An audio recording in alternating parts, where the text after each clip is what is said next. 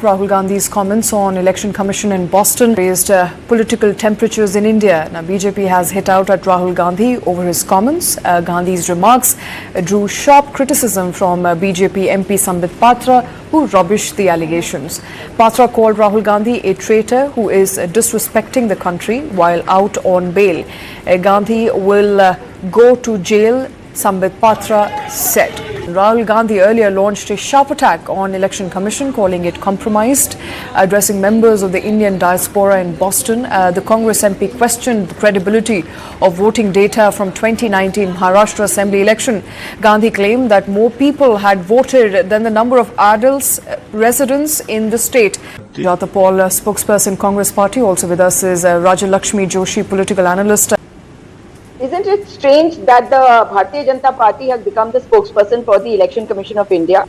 I thought that this was an independent body that we were talking about, and if there are allegations made, then the ECI needs to prove that these allegations are wrong, simply by coming and saying without any investigation that we are foolproof and we have made no mistake, and then reciting poetry, etc., is not going to build confidence amongst the people. BJP knows very well that there are certain states which become a matter of prestige for them, just like Maharashtra was, just like some other states are. But in the other states, they know that even if the government is formed, they will try to bring down the government, which they tried very hard in Himachal Pradesh. They weren't able to do it. Shri Rajalakshmi, you've been listening to what Sujata had to say. It works in certain states. It's an ego battle for the BJP. That is what Sujata Paul is suggesting. In the states, they want to tamper. They tamper. In other states, they let it go. They let it slide.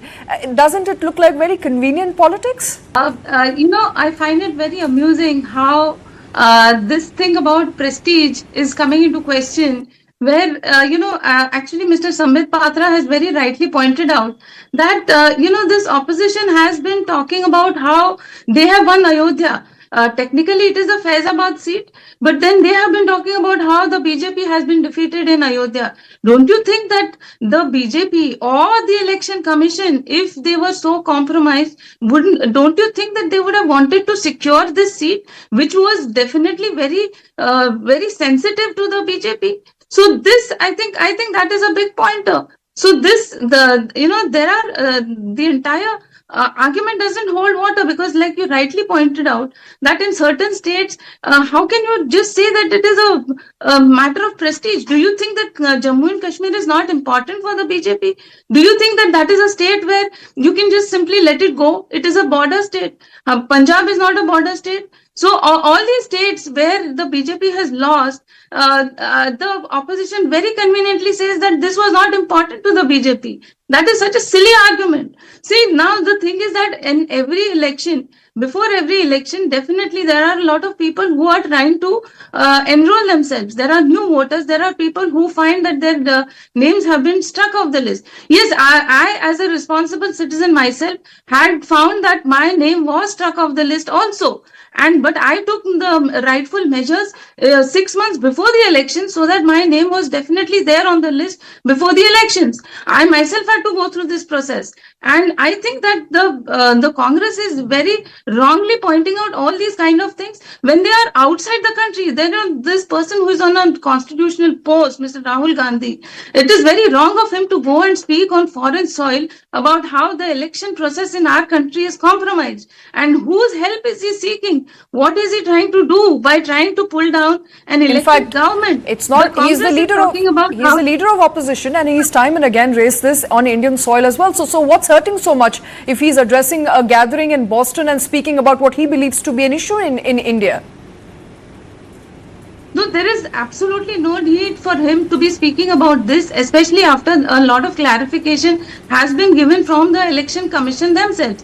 Now, the BJP is definitely bound to reply, because the implication is that the BJP used unfair means to be able to gain a victory in all these states. So that obviously the BJP is bound to reply to all these questions. Fair enough. So even if they're hitting out at the Election Commission, obviously the implication is that the BJP used foul play. So these accusations definitely need to be rebutted. At the same time, it is also very true that all these accusations that have come up, by the BJP about the National Herald, So all these kind of issues that were there, I think that maybe the BJP also can say that this is a very good tactic or a ploy to be able to divert the attention from all those issues, because they have been charge sheeted. All the Congress have been put in the charge sheet by the ED. And mind you, the case was not put up by the BJP, but it was put up in personal capacity by Dr. Swamy.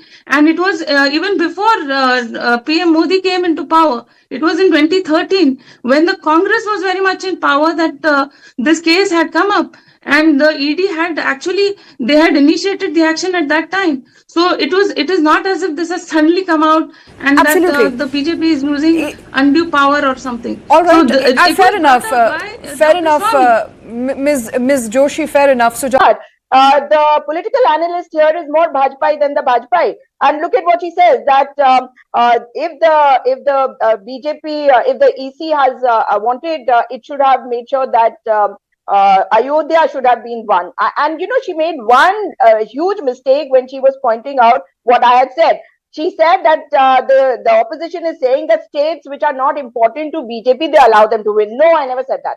I said that the BJP targets every state in a specific manner and specific strategized manner. So every state has a different strategy by the BJP RSS combined. And why is the BJP so scared of what Mr. Rahul Gandhi is saying? They should say that the EC needs to reply to this rather than have their Sujata, you haven't really rebutted. You haven't really rebutted. I think Ayodhya is an important point in question. If the BJP, yes. No, so go ahead. Are you, what did I say? Now, giving this excuse, part of it was Faizabad. Well, are you trying to say that your polarization did not work over there? Your Baba did not help you over there? It is the Janta which is the Janardhan of this country. And if there are free and fair elections, obviously it is the people who are going to win when they elect their own representatives. There it was the Samajwadi Party MP. And make no mistake, as far as Ayodhya is concerned, Mr. Modi had probably thought that because the Ram Mandir was made, this seat was definitely going to go to them. But it's not like that at all, because it is the people who decide what they have to do. And that is why they were right. Unfortunately, I see a lot of I see a lot of contradiction in what you're saying. Please let me make a point. I do see a lot of contradiction. You know, There's no contradiction. There Please is let me make a quick point. All right. See, I think it's a debate that can continue. I'm a little confused. Ladies, I understand. No, you don't have to be confused. All right, let's not make it a shouting match. Let's not make it a shouting match. Every seat you work. No, I'm not shouting. You let me speak. Because you said I was contradicting myself, so I'm making it clear that for every seat there is a strategy in place. But because of the Ram Mandir, they slackened over there. And that is why they thought that this seat was definitely going to come to them, because they had managed to polarize the country on Ram Mandir. But the fact is, Ram Mandir is a matter of faith, and once the Mandir has been made, it is no longer an issue for people. So people of Ayodhya are bound to vote according to their will. All right. Well, it appears that Ayodhya goes its ways, but not so much when it comes to Maharashtra. But yes, last word to you, Raj Lakshmi. Go ahead. Take your time. Maybe just under 60 seconds if you can.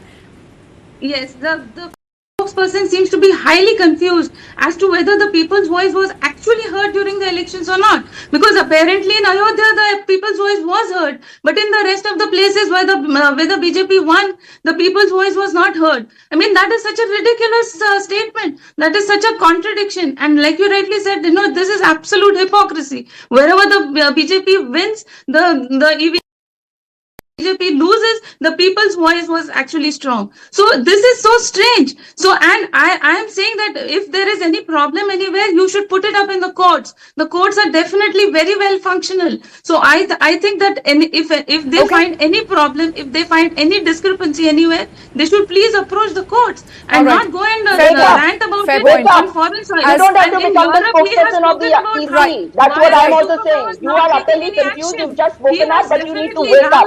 he has asked. Sujata, can you Welcome. please, Sujata, can you please We keep can this have cordial? more It's a spokespersons discussion. can do I that. request you to let's keep this cordial. This is a conversation. All of us, I think, we are united in our endeavor to have free and fair elections in this country. At least I can tell you as a journalist, that is exactly what we are hoping to, get. That is exactly what we are hoping to achieve here. One way or the other, I think it's a debate. Let's keep it that way. But for now, I think I'll have to let both of you go. As important it is to keep the conversation going.